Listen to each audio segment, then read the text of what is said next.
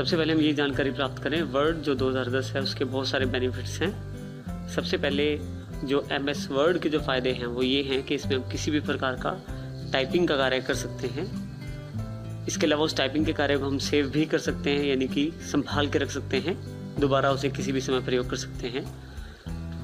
Type किए गए कार्य को टेक्स्ट कहते हैं। टेक्स्ट को हम फॉर्मेट भी कर सकते हैं। फॉर्मेट से मतलब किसी भी प्रकार का रंग भर सकते हैं और उसमें उसका साइज़ बड़ा छोटा कर सकते हैं अपनी आवश्यकता अनुसार।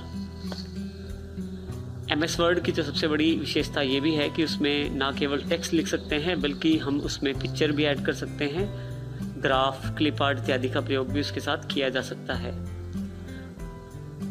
MS वर्ड खोलने चार्ट पे जाएं। यहाँ वर्ड 2010 का आइकॉन है जिसको आप क्लिक कर सकते हैं।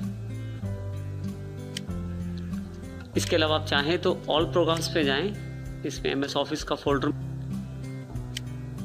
इसमें वर्ड 2010 जो सॉफ्टवेयर हमने सीखना है उसको क्लिक कर दें, ये आपका सॉफ्टवेयर ओपन हो जाएगा। अब हम वर्ड 2010 की स्क्रीन की जानकारी लेंगे। सबसे पहली पट्टी जो आपको दिखाई दे रही है उसे हम कहते हैं टाइटल बार। अगर आप इस पे ध्यान से देखें तो इस पे डॉक्यूमेंट 1 लिखा आ रहा है। हाँ, जब भी आप अपनी फाइल सेव करते हैं तो जो सेव किया हुआ नाम वो यहाँ दिखाई देता है डॉक्यूमेंट 1 के स्थान पर। इसके अलावा आपके पास मेन्यू है वो पूरा का पूरा टैब्स और रिबन्स में बटा हुआ है। हमारे पास कुल 8 टैब दिखाई दे रहे हैं, file, home, insert, page, layout, reference, mailing, review और व्यू। हर टैब, जब भी आप किसी टैब पे क्लिक करते हैं उससे संबंधित कमांड्स नीचे उसके रिबन में दिखाई देना शुरू कर देती हैं। ये सारा एरिया जो आप दिखाई दे रहा है ये रिबन कहलाता है।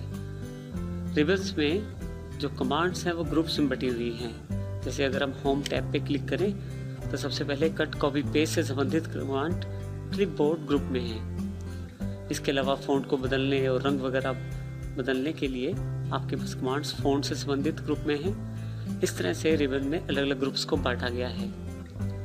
सुविधा के अनुसार आप जिस भी टैब पे क्लिक करते हैं उसका रिबन आपके सामने खुल जाता है और जो कमांड आपको चाहिए वो आप क्लिक करके प्रयोग कर सकते हैं। वर्ड 2010 में ये जो वाइट एरिया है यहाँ पे हम अपना टाइपिंग का कार्य कर सकते हैं। इस एरिया को डॉक्यूमेंट एरिया कहते हैं। आपके पास 2 स्क्रॉल बार्स हैं, एक वर्टिकल स्क्रॉल बार जिससे आप अपने पेज को ऊपर और नीचे स्क्रॉल डाउन कर सकते हैं और इसके अलावा है हॉरिजॉन्टल स्क्रॉल बार। ये दोनों स्क्रॉल बार्स आपके पास अवेलेबल हैं। आप चाहें तो कॉर्नर के बटन से भी आप ऊपर नीचे मूव कर सकते हैं और चाहे तो स्लाइडर से भी कर सकते हैं। इसी तरह से आपके पास वर्टिकल स्क्रॉल बार और हॉरिजॉन्टल स्क्रॉल बार दोनों में सेम ऑप्शन अवेलेबल है। आपके पास दोनों तरफ लेफ्ट साइड और टॉप साइड भी रूलर अवेलेबल है। रूलर एक तरह से आपको स्केल की जानकारी देता है, यानी कि आपके पेज का साइज क्या है।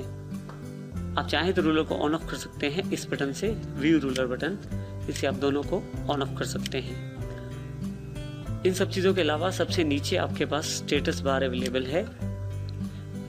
स्टेटस बार आपको ये जानकारी देती है कि आप कौन से पेज पे हैं, टोटल आपके पास कितने पेजेस हैं और इसके अलावा अन्य बहुत सारी जानकारियाँ अवेलेबल हैं।